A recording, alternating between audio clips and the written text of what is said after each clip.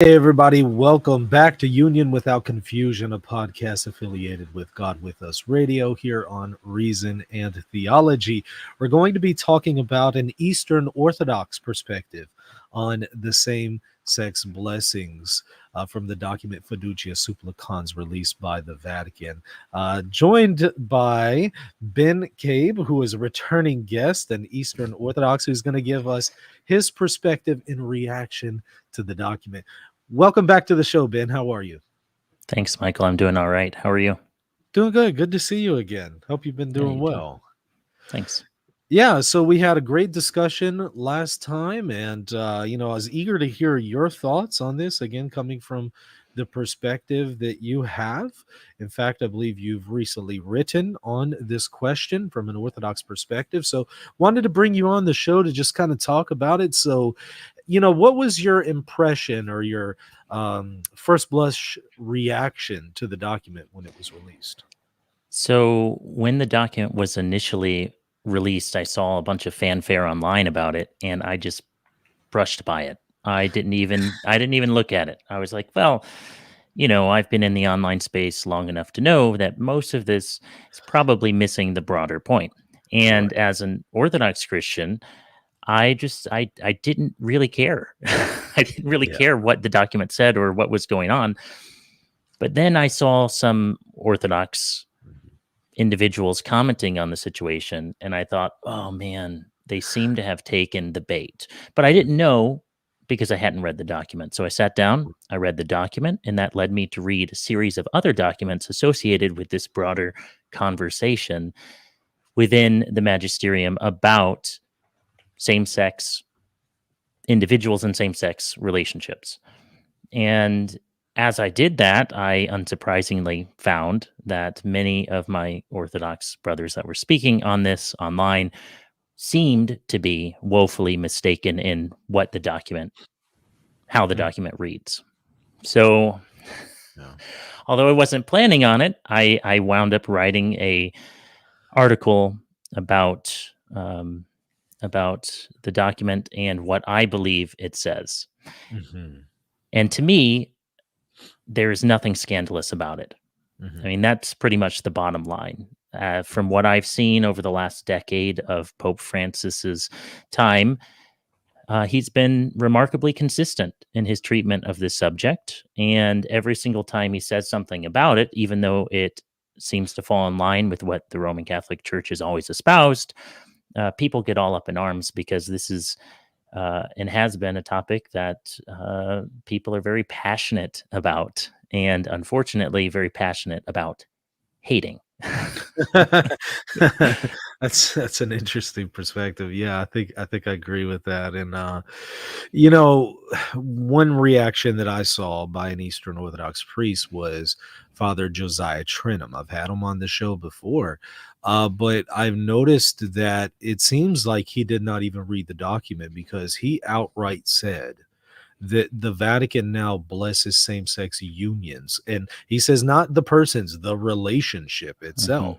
So he Yeah. like doubles down, very, very specific, when the document itself explicitly says the union is not blessed and the relationship Hmm. is not being validated, and that has just been emphasized over and over.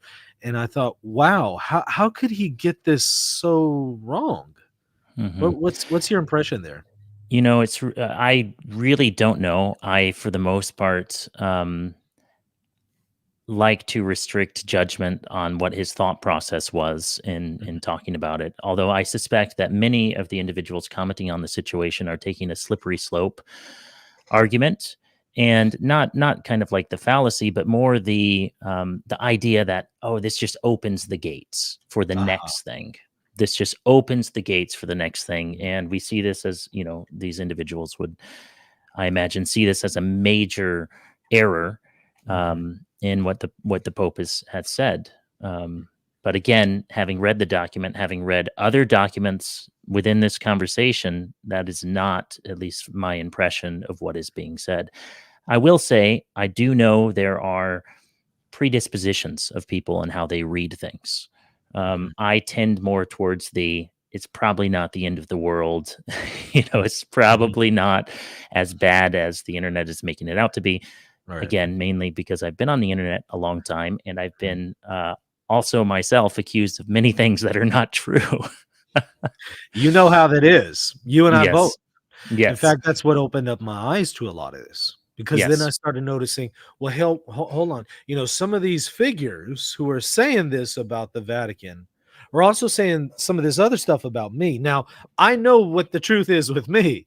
Yes. So if I can see that they're spreading misinformation about me, it makes me have to question their reliability elsewhere. So it seems like you've had that Yes. experience too. Oh, yes. Yes. In droves. Yeah. Well, we can commiserate on that point. Yes, of I course. love it. Well, as far as the slippery slope issue, yeah, I get some people say that, but I just want them to be consistent, because I can imagine with the church relaxing its penitential systems both in East and West in the first millennium. Some people would have felt like, oh, this is a slippery slope. Oh, You don't have to do 20 years of penance anymore for adultery. It's a slippery slope. Yes, yes. Before too That's a good long, you point. guys are going to I be like that. blessing adultery, and I like that. Yeah. That's a so good point. but the underlying faulty assumption with that slippery slope is also that eventually the church is going to defect on this point. And then I want to say, I think that there's a faulty understanding of indefectibility underlying this. Somehow the Oh, church is yep. going to officially bless sin. And it's like, once you've conceded that ground that the church now officially blesses sin, who could ever take your church seriously ever again? Yeah. So it just seems like a very poor and also inconsistent objection. I want to bring up Metropolitan Hilarion. Back in 2021, when the Vatican released a dubia on this question, or a dubium on this question, it said, of course, the church cannot bless sin, and therefore it cannot bless same-sex unions in this particular sense, because it cannot bless Mhm. sin, and God does not bless sin. And in 2021, Metropolitan Hilarion reacted to that document with complete approval and said, Orthodox Mhm. and Catholics were 100% united on this. Now, with this new document, Fiducia Supplicans, here in 2023, it completely reiterates that 2021 decision, completely Yes. and explicitly reaffirms it. It Mhm. doesn't reverse it, it doesn't change it, it upholds it. And in fact, it's building on that document Mhm. from what the document itself says in Yep. 2021. And now what's interesting is, even though nothing has changed there, it's reasserting the church's position, which was Yeah. necessary to reassert for multiple reasons. But the church reasserted it. But this time, when he reacts to the new document, he doesn't say, "Oh, well, hey, the substance of what was being said is being reaffirmed. Nothing has changed." Instead, he was deeply shocked and Hmm. concerned. And I'm wondering, well, why is that? Because Fiducia Supplicans itself doesn't change anything. What has changed now? Well, I'll tell you, the critics' reaction. That is, The yep. critics received the 2021 document very well. However, in 2023, the critics did not receive it well, and for reasons outside of the document. Yeah. And so I almost get the impression that Hilarion is reacting not based on what the church has said, but based on how the reactions have been, and then filtering his interpretation of the document through that. It's Yeah. speculative on my part, but that's the only way that I could really account for it, because nothing has changed in these documents. Yeah. Well, as you know from having been online and having been subjected to this yourself, that there is a kind of, and I don't want to talk about this in like a spiritual or angelic or demonic sense, but there is a kind of spirit that takes place in a crowd, Mhm. and that can rouse itself up to frenzy. And I think what we're seeing a lot in the last, I would say, somewhere between 4 to 8 years, Mhm. specifically online with journalism, with people talking about things, with avenues for individuals to have their own opinion, be it Mhm. Facebook, blogging before that kind of thing.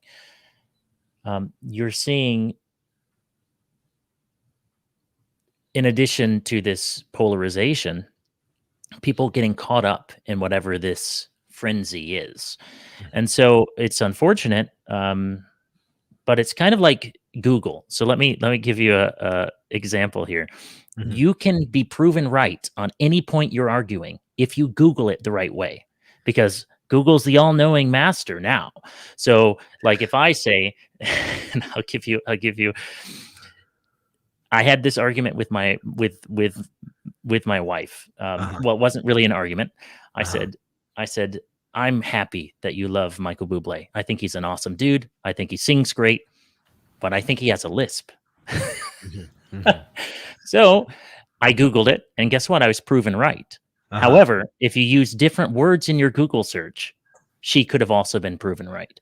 Okay. So I think what you're seeing with these kinds of documents is depending on how you lean and depending on what you've seen, your take on the document it could shift radically, and how susceptible you are to that. And that's just basic internet. What would you call it? You have to be aware of that if you're going to write about it. Yeah. You can't get caught up in that spirit, in that frenzy, and kind of reading things into whatever you're reading. If the document, for instance, I was criticized because I defended the Pope essentially as an Orthodox Christian. I'm like, this isn't what he's saying. Read the February 2021 document, that dubium. Read any number of these other documents. However, I will say, if it did say what some of these Orthodox Christians were saying, I would have written that, but it wasn't. So I didn't. It's pretty simple. And I'm curious. Let's say it did go the other way. Let's say the Catholic Church does now say that you can bless sin. As an Orthodox Christian, what would be your reaction to that? Well, I would think it's important not to. I don't want to drag something through the mud.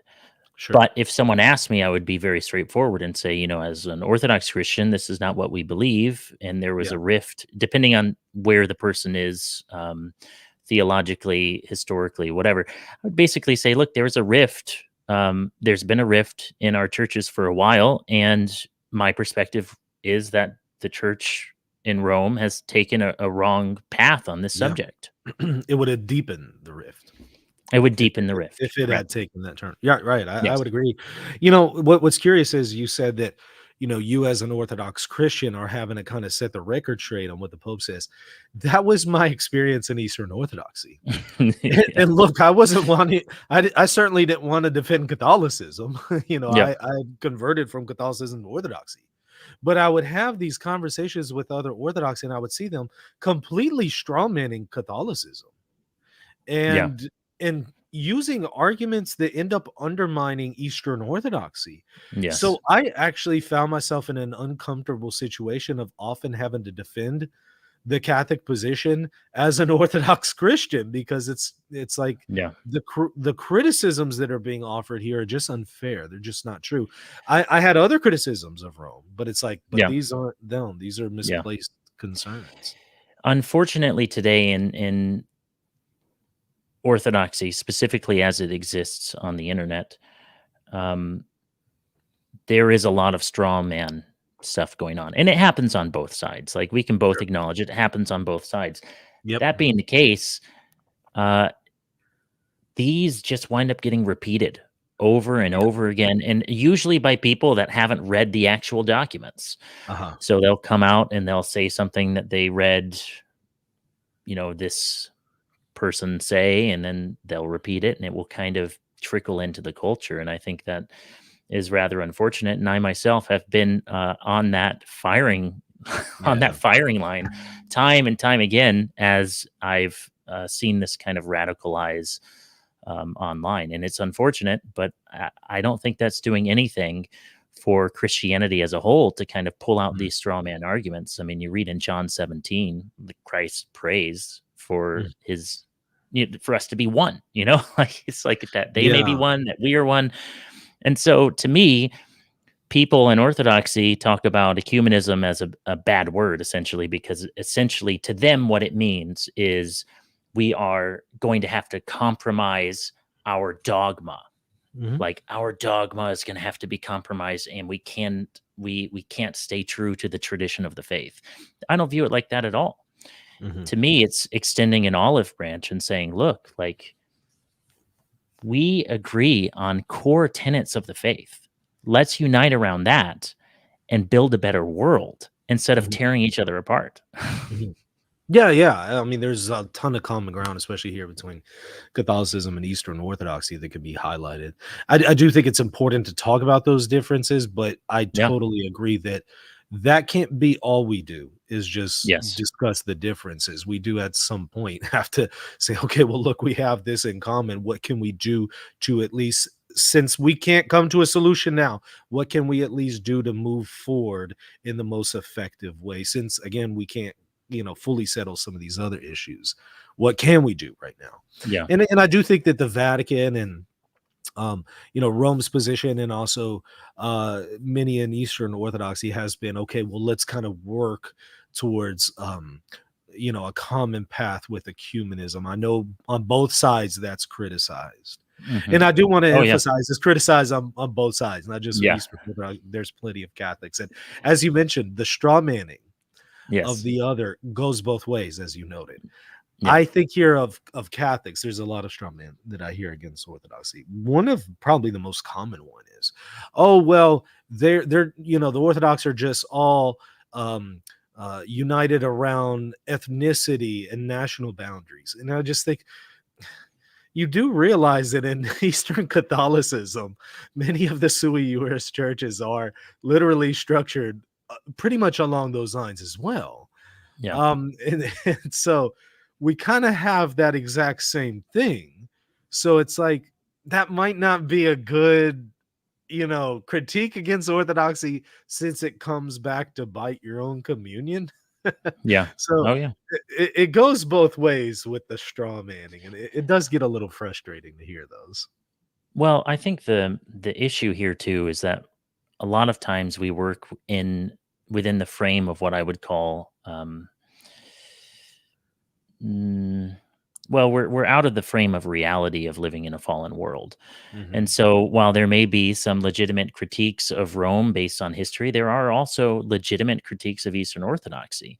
Hmm. And uh but to make a leap that such and such disqualifies one from being a true Christian or a true Right. in the true Yeah. faith, Yeah. it's kind of that's far too far of a leap. I mean, you know Yeah. we're talking about the document that came out from Rome. And I believe you had a video where you pretty much said, look, it's the person, based on reading the document, it's the persons, it's not the union that are blessed. And Yeah. the Vatican clarified, basically saying that same thing. Yep. Yep. Yeah. And just to reiterate, it did not have to clarify because the document was unclear. Yeah. People are like, "Well, why did it need to clarify?" Because the critics falsely accused the document of things it never said and created a Hmm. massive controversy online and in Yeah. social media and even in the secular world. And thus Hmm. it was necessary for the church to clarify, not because it was originally unclear, but because the critics have created an artificial controversy Yeah. and a great deal of confusion. And so Yeah. it came out and again just reasserted, look, the relationship is not what's being blessed, sin is not being blessed, nothing is being validated here. What's taking place is the church is blessing persons. And when we speak here of blessings in this context, it is not one of approval. The persons are Yes. not being approved of. A Yeah. blessing here means a supplication or request to receive grace to live a holier life. Hmm. And it's like, okay, well, upon those terms, the way the document defines everything, what's wrong with that? There's literally nothing wrong with blessing sinners to live a holier life, Yeah. to give them grace to live a holier life, to turn away from sin. There's literally nothing wrong with that. Yeah. Well, that was one of the points I made in my article as well. In Orthodoxy, we have this inherent idea that a priest's blessings means approval. And I highlighted that. There's a difference here when you're talking about sacramentals and Roman Catholicism versus kind of this idea in Orthodoxy where a monk will go ask a blessing from his abbot to do something. Like he will ask a blessing to start his work. He will ask a blessing to stop his work. And that Yeah. is the abbot approving. Mm-hmm. If he blesses, if he gives him his blessing to do such and such, that is implicit approval. Now, that is not what the document is saying. The document is essentially saying, let's say you have two friends that you grew up with that wind up in a same-sex relationship. You had no idea that growing up this would happen, but you reconnect with them 10 years out of high school, 20 years out of high school, whatever. And these two dudes are in a relationship together. Mm-hmm. Now, up until that point, you have prayed for them individually every single day. Now that you know they're in a relationship, do you stop praying for them? Like, to me, that's the same question being asked here. Like, do you? Yeah. Well, let me ask you this. It seems like the distinction that's taking place here, I mean, by the way we're categorizing blessings. Yes, Catholicism recognizes there are some kinds of blessings that are an approval of something. And the church says, in no way can we approve of same-sex acts or relationships. That kind of blessing off the table. But Catholicism also notes there are other kinds of blessings, not ones of approval, but of supplication and of persons, not of their relationship or actions. Now, in Orthodoxy, clearly, as you're noting, there is a particular kind of blessing that is an approval for something. But if you walk up to an Orthodox priest, you put your hand out like this, he's going to bless you, right? And then put his hand in your hands, and then you kiss his hand, right? What is he doing? He's blessing you. Now, is he validating every sin that you're committing? No. Is he validating any relationships you're in? No. He's blessing you as a person. Exactly. So I want to say, look, that distinction seems to already be present in Eastern Orthodoxy with those kinds of blessings. What do you think? I would agree with that. I think colloquially, when we talk about blessings in Orthodoxy, we understand it as approval. But we also know, that when we, let's say someone looks at pornography in the morning and they feel terrible and they see a priest on the side of the road that they're walking down, they ask for a blessing because that's what you do. It's not the priest approving of what you just did. Number one, he probably won't know because you're not in the, you're not in confession. But you are correct. Anyone, you don't even have to be Orthodox to receive the blessing from an Orthodox priest. Does that mean the Orthodox priest is approving of your Mormonism? No, it doesn't. Does it mean that he's approving of you living with your girlfriend? No, it doesn't. It means you have asked for a blessing and he gave it to you. So you're right. There is a distinction here. It's just not clarified because in the vernacular, a blessing in Orthodoxy largely gets equated with approval. Yeah, but so an Orthodox priest, let's say a person who is actively engaging in same-sex acts, and the priest knows it. If that person walks up to the priest and asks for just a simple blessing, would the Orthodox priest tell him no, in your experience at least? What's interesting is I would think no. However, this document, Fiducia Supplicans, has kind of put a rift in that because, I believe even Father Josiah said he wouldn't bless a person in a same-sex relationship. If he means by blessings approving of their union, I would get it. But if he just means a simple blessing, now that would I'm not sure it was clear. So I don't want to speak to that, but I do bring it up because in his video specifically, he said he has refused to give people his hand. So, in Orthodoxy, refusing to give someone your hand basically means you're refusing to give them a blessing and put your hand in their hand so that they can kiss it. In his video, he said he has in the past refused to give people his hand. And to me, it's very simple. Christ has freely given to us.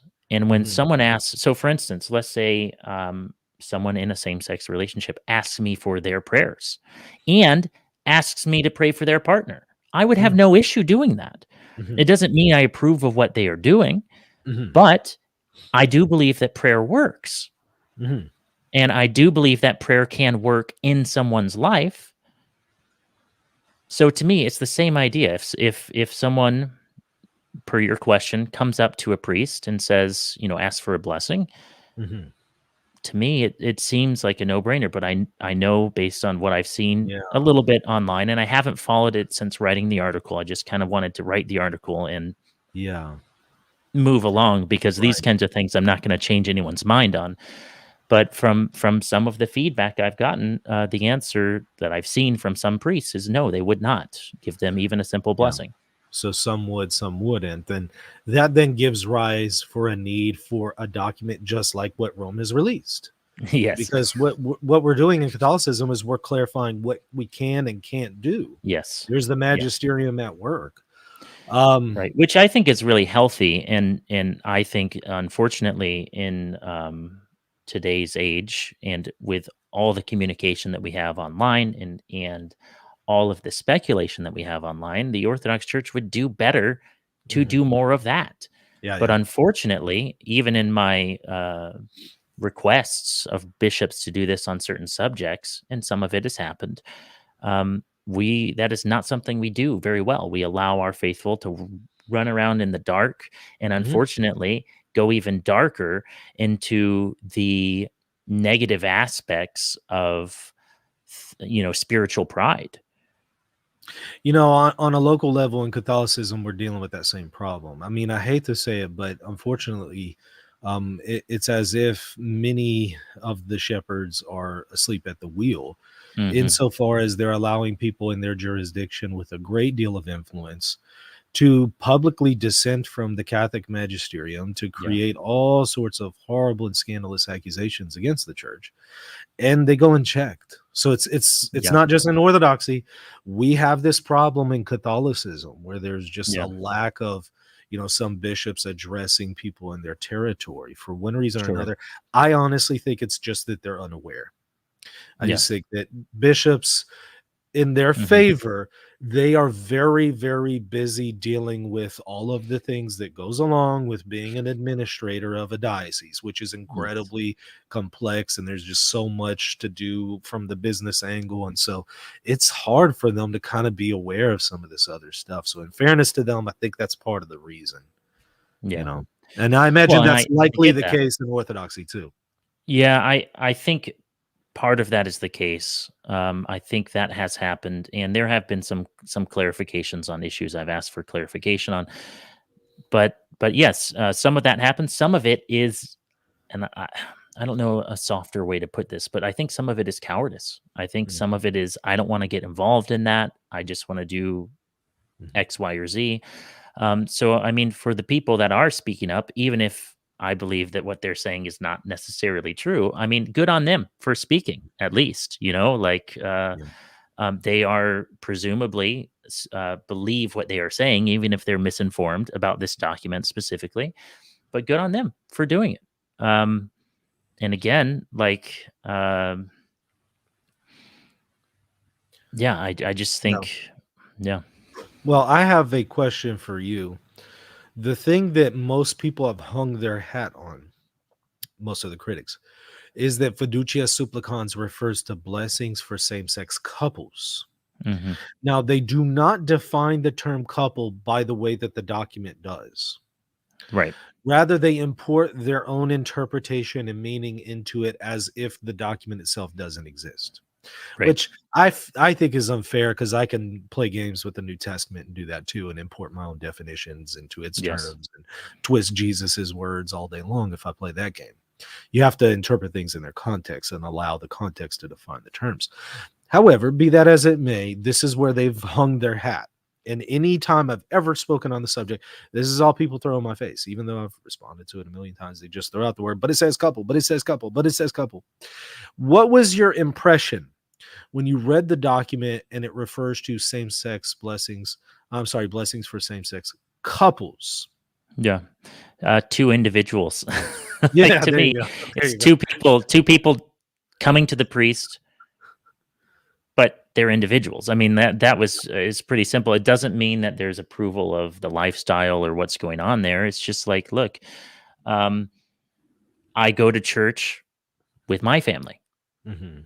Okay, we leave the church, you ask for a blessing, Yeah, and it's sure. usually like me, my wife, my kids, we Mm-hmm. leave, Mm-hmm. so it's just interesting to me because the document over and over and over again, in addition to quoting the dubium from February of 2021 and other documents, reaffirms as kind of a safeguard, I would think, against what happened. Unfortunately, it happened anyway, but continually reaffirms this is what we're saying, this is what we are not saying.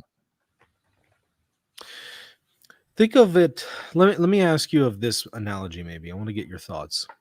During the Divine Liturgy, at the very end of the liturgy, you have a series of blessings, right, Mm-hmm. by the priest or bishop, whoever is the one, over the liturgy. Well, let's say you have a same-sex couple who comes to that Divine Liturgy, and they Mm-hmm. come as a couple. Mm-hmm. Whenever there is a blessing of the congregation at the end, Yeah. I don't think anybody would argue that that's orthodoxy blessing the same-sex couple. They may have come as a couple, but Yeah. they are being blessed as persons. Yes. I would argue, isn't that exactly what's taking place here in Catholicism? These two people come as a couple, and they are requesting not a validation of their union, rather they're ashamed of it, and they want to be freed from it and live a holier life. And they are given a blessing as persons, not Mm-hmm. as a couple. In the way that you might find the exact same thing in the Divine Liturgy and Orthodoxy. Yeah. Do you think that might be a fair analogy? I think it's a fair analogy, and I appreciate the analogy because the reality is that the priest, not only at the end, but several times during the liturgy, turns around and he blesses the people. Mhm. And the question that I would have to put to people say, "Oh, you can't do that." So should this couple not come to church? Mhm. Should they Right. not be around the community of faith? Because, and we can play at twisting words in the New Testament all day long, but the reality also is that Christ did hang out Mhm. with the sick. Mhm. He Yeah, what went sinner? Yeah. to Zacchaeus's house. Mhm. Yeah. Yeah. And this was one of the main critiques of the Pharisees against him. Right. To me, Christians in the 21st century have gotten wrapped up in cancel culture. Mhm. It's the flip side of cancel culture. It's not the LGBT activists trying to cancel Christian marriage. Mhm. It's the flip side, but it's, in my opinion, can Mhm. be much more vicious because what we are saying is that we have the keys essentially to eternal life. We have the Eucharist. We have the 2,000-year tradition of the healing of the human soul, Mm. but it's not for you. Mm. It's not for you. And we're saying that Mm. to the people that need it. Yeah. That's just And it my perspective. I think it was even mentioned in the document that if we play this game, this is my own words, but if we play this Mhm. game, it will lead us to gatekeeping. Mhm. It will lead us to moral gatekeeping and verifying instead of extending charity and love to our individual, our community, to the people in our sphere of influence. Yeah. And what you see is essentially the extreme version of this. In 2013, after the Boston Marathon bombing, you have Westboro Baptist or Westboro Bible Church, I can never Yeah. remember what the B stands for, saying, you were bombed because you accept gay marriage and this is God's judgment. Well, who are you to say that? And what kind of horrible thing to say to the victims of a domestic terrorist attack? Yeah. It's the You know Christian voice around this subject. This Mhm. is the reason we have lost the battle, maybe even the war on marriage, because the Christian voice on this subject that has emerged within this internet culture and social media is a vicious, nasty voice that even Yeah. Christians don't want to be associated with. Yeah, because as you says, it kind of resembles the critiques that the Pharisees had against Jesus. He hangs out with prostitutes and tax collectors. It's like Yeah. we're repeating that same error. Yeah, I hear you, and let me also ask you about this. There are some people who object and say, "Look, there's no need for these blessings because these people have confession." To which I've pointed out, look, first of all, most people recognize that you can have a both and, right? It's a both and, not an either or. I don't know anybody who says, well, no, Father, don't bless me because I have confession. I don't know anybody who says that, right? They Yeah. recognize that they need both. But I will say this: it seems that there are some people who are in kind of that conversion phase of Augustine's life and his confessions, where he says, Hmm. Lord, give me chastity, but not yet. You know, they're Yeah. they're in this Yeah. point where they don't want to be in the sin. They don't Yep. approve of it. They don't validate of it, but they're also not fully ready to give it up. They're in Yes. that middle position. So they're not fully ready for confession, No. but they might be ready for a blessing to help them live a holier life to get to that point Yeah. that they're now ready to turn away and go to confession. What are your thoughts Yeah. here? I think that's exactly right. I mean, sin is slavery. That is what it is. We think that freedom means we get to do whatever we want. We get to dictate what morals we keep, and it's totally fine, and it's not going to affect us one way or another. But the reality is that sin is slavery to something. You know, I recently, I'll just tell you a story from my own life. I recently have been trying to change the way I eat. And one of the ways that I do that is not to eat sweets because I Mhm. love, I love, Sure, love candy, sure. candy bars, all sorts of Yeah. things. We are 8 days into the new year, and I cannot tell you the number of times that I have looked at a sweet and consumed a sweet because of my weakness. I don't want to be enslaved to sweets, but I'm recognizing and giving up the sweets that I have a kind of slavery to it. Yeah. And so the blessing or supplication on my behalf, let's say I ask you to pray for me. It's like, I want to give this up, but I really like it. Like I don't really want to give it up. But maybe with your prayers, maybe I will find some strength to resist the candy. I love it. That's a good analogy. Yeah. Let me ask you about this too. It seems like um some people seem to be very occupied in, at least I'm just speaking here about in Catholicism. I want to get your take on Eastern Orthodoxy. Some people seem to be very preoccupied with the sexual sins of other people, Oh, but yes. they Yeah. don't seem to be very concerned about their own sins, Yeah. public dissent against Christ's teaching authority, rash judgment, bearing false witness, slander, all things that, according to the New Testament, send you to hell for eternity, and are Yes. listed literally right there next to homosexual acts. They seem to be focused on those sexual sins, Mhm. but of other people, but not of some of these other sins that also send people to hell that they seem to be committing. That's the impression I get with a lot of critics in Catholicism. What's your take with Orthodoxy? Do you think that some I of that is going on too? I think and have thought this for a while now. There's a passage in the Psalms that says, "1,000 shall fall at your hand, and 10,000 at your right hand." The way Orthodox Christians interpret that passage is that the 1,000 that fall are essentially like carnal sins. Like these are sins that you can see. Like, oh, I'm drinking 25 beer, or I'm eating 75 portions of food in one in one sitting. Um, or sexual acts. Like I'm very clearly, I'm doing X, Y, and Z, and everyone knows it. Mm-hmm. Now those come at you like a squadron of 1,000 demons.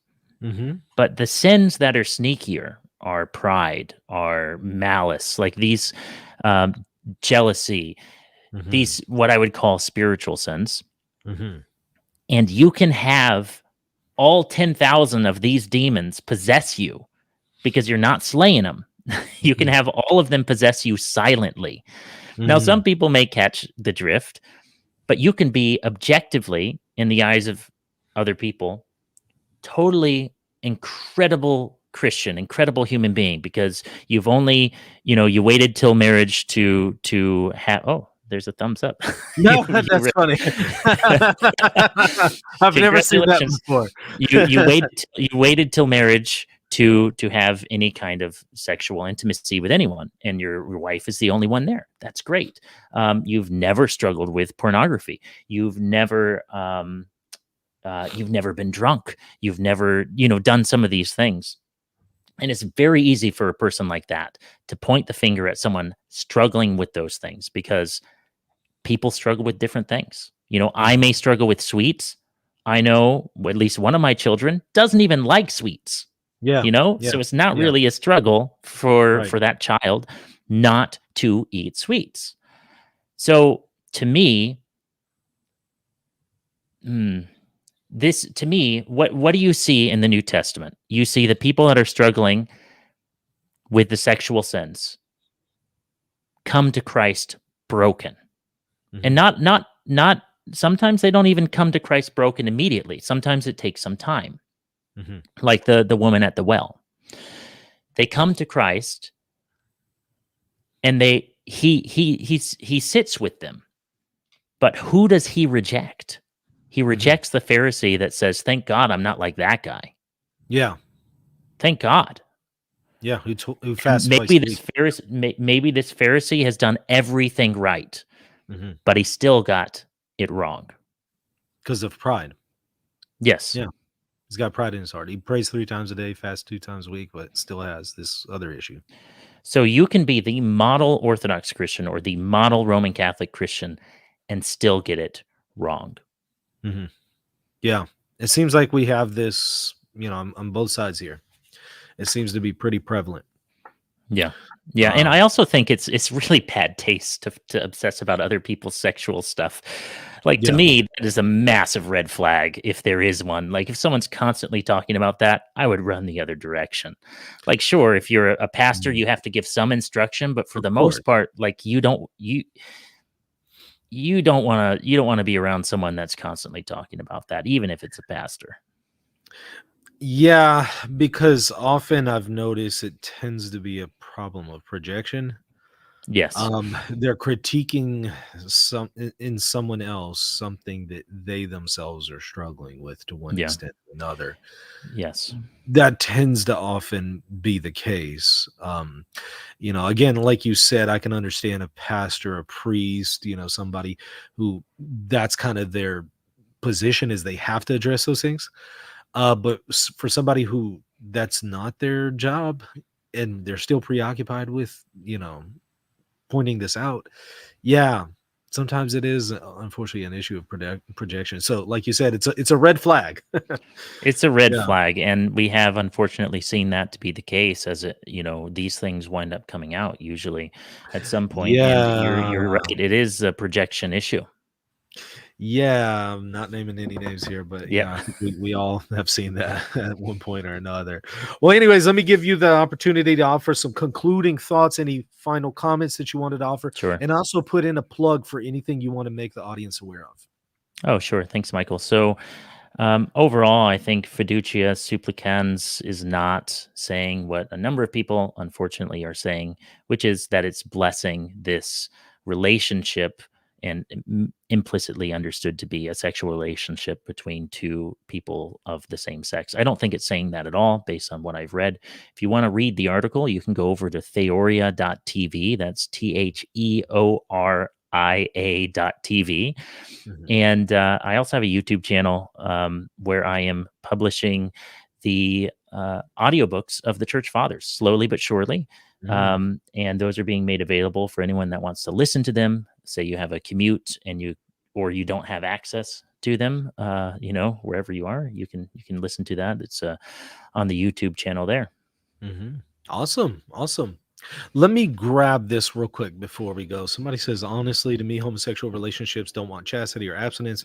They don't want separation from each other, especially if there's kids involved. They want acceptance. For some people, that's true. For some people, for not everybody, though, there are some people who are in these unions who they are no longer at the position where they want it validated. They're now struggling and want to get out of it. I know of Hmm. examples. Yeah. I know of examples. I've spoken to some people on this channel who have, been in that situation. And so it's like, they've come up in the comment section and mentioned how they're in that situation and they want to be kind of freed from it, or they have already been freed from it. And so I don't want us to be insensitive to the fact that there are people who are not trying to validate anything. And by the way, you'll notice Fiducia Supplicans is specifically referring to those people. Paragraph 31, it notes they're not trying to legitimize anything. They're not trying to validate their own sinful unions. In fact, they're coming here for a blessing as a supplication to live a holier life, to turn away from it. It's referring to those people that is the object of the blessing. It's not referring to people who are obstinate, who don't want to live a holier life. They're not going to come and ask for a blessing unless it's for a validation of their union. And the document says, nope, those people cannot have any kind of validation of their union. So the only people who are even requesting this is people who are in that position of, no, I don't want this validated. I know it's wrong. I want some help to be detached from this. And I think that we can all relate to one extent or another. We might not be able to relate and say, some of us might not be able to say, well, I've been in a homosexual union and I wanted to be free from it. Okay, some of us may not be able to relate to that, but those of us who can't relate to that, well, we can relate to, I have this particular sin in my life and I don't want it to be validated by the church. I'm not looking for the church to approve of it, and I'm not seeking any validation. I want to be freed from it. But I'm still struggling with a firm purpose of amendment. I'm still struggling with that, but I don't want it anymore and I want to be freed. I think we should be able to be compassionate and say, yeah, I can understand that. Well, guess what? That's what we're talking about with these blessings with Fiducia Supplicans. Any thoughts on that before I grab this super chat? I think you're absolutely right. Yep. TPS, thank you for the super chat. Fiducia Supplicans is a rebuke of the German rebels trying to bless sexual unions. Union equals sex, couple equal persons. This isn't rocket surgery. Correct. The document refutes three things from the German bishops. The German bishops wanted liturgical blessings. They also wanted to bless the union itself, not the persons, the relationship itself.